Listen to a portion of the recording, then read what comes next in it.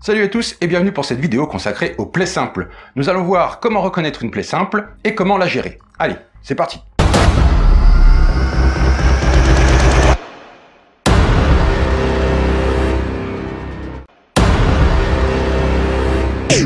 Si je vous parle de plaies simples, c'est que forcément il existe des plaies moins simples que l'on nomme graves en secourisme.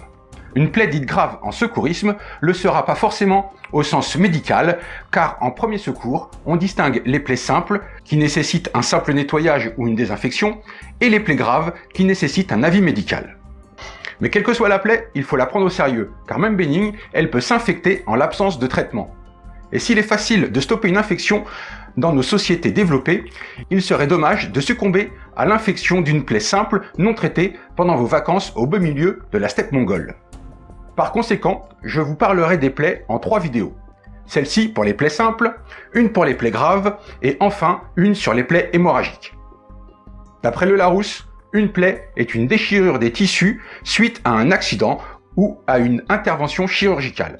On pourrait ajouter qu'il y a une plaie quand la peau ou muqueuse est éraflée, coupée ou arrachée. En premier lieu, il faut évaluer la gravité des lésions observées. Une plaie est dite simple si elle est peu étendue, inférieure à la moitié de la paume de la main de la victime en cas de frottement ou moins d'1 centimètre en cas de coupure. Si elle est superficielle, ne concerne que l'épiderme, voire le début du derme, bien qu'en général, les gens n'arrivent pas à évaluer la profondeur d'une plaie, même les secouristes. Si elle n'est que peu souillée par des corps étrangers, terre, gravier, bouts de verre ou autre. Si elle ne saigne pas ou très peu, mais attention, les extrémités et la tête saignent abondamment, même sans gravité. Si elle n'est pas près d'un œil, de la bouche ou tout autre orifice. Si aucun objet n'est planté dedans. Ces plaies sont communément appelées égratignures, éraflures ou écorchures. En cas de doute, une plaie doit être considérée comme grave et doit être prise en charge en tant que telle. Maintenant que nous avons déterminé la gravité de la plaie, il est temps de la prendre en charge et de la nettoyer. Ce geste est important pour enlever les corps étrangers qui n'ont pas manqué de se mettre à l'intérieur. La peau constitue une véritable barrière hermétique à quasiment tout. Mais dès qu'une brèche est ouverte, les germes, la poussière, la terre et tout ce que la peau a touché en se blessant peut se loger à l'intérieur, ce qui peut créer une infection. Bon, il me faut un cobaye pour vous montrer la gestion de ce type de blessure. Ah, j'ai une idée. Claire, viens voir. Oui, qu'est-ce qu'il y a? C'est quoi ça là? Ça là? Aïe, tu m'as fait mal! Ah ouais, mais désolé, mais j'avais besoin d'un cobaye pour ma vidéo. Et pourquoi pas maman? Ah ouais, tiens. Avant toute chose, ne craignez pas de voir une blessure, même légère, saigner, car le saignement aide à nettoyer la plaie. Commencez par vous laver soigneusement les mains à l'eau et au savon. Si vous êtes dans un milieu sans eau, utilisez un gel hydroalcoolique. Cela ne vous lavera pas les mains, mais cela les désinfectera au minimum. Placez la plaie directement sous l'eau, à température ambiante, et faites-la couler jusqu'à ce que toutes les souillures soient éliminées.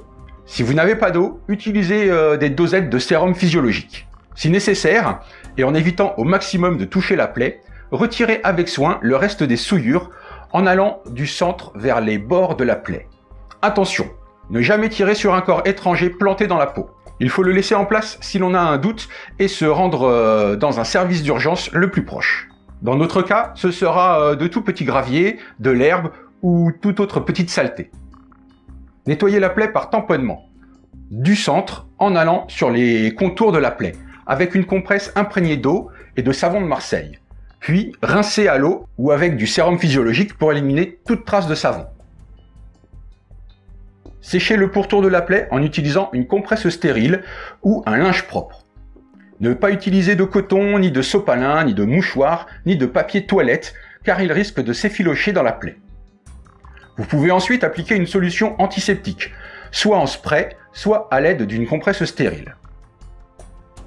Préférez une solution antiseptique incolore, comme de la chlorhexidine aqueuse. En effet, le médecin ne pourra pas explorer correctement la plaie si elle est colorée par un produit. Appliquez l'antiseptique en partant du milieu de la plaie vers la périphérie et attendre quelques secondes pour qu'il sèche. Ne jamais associer 2 antiseptiques entre eux. Protégez la plaie par un pansement si elle est exposée à la saleté ou risque de frotter sur un vêtement. Sinon, laissez-la cicatriser à l'air libre. Si la plaie présente des signes d'infection comme rougeur, chaleur, douleur, gonflement, écoulement de liquide transparent ou coloré, consultez votre médecin. Il est également bon de vérifier la validité de votre vaccination contre le tétanos, et ceci peu importe les éléments en contact. Ne renouvelez pas trop souvent un pansement au risque de ralentir la cicatrisation. Tous les 2 jours est suffisant sur une plaie simple. Et bien voilà, c'est fini pour cette vidéo. Avec ces diverses énumérations, j'ai pu vous donner l'impression qu'il y a plein de choses à faire pour traiter une plaie simple. Mais en fait, c'est une suite logique et de bon sens qui se fait très vite. J'espère vous avoir apporté un éclairage clair sur ce geste de soin bénin, mais qui a toute son importance.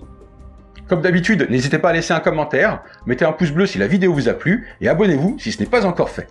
Partagez et faites connaître la chaîne, car ce n'est que vous qui faites avancer les choses. Sur ce, je vous dis à plus pour une prochaine vidéo.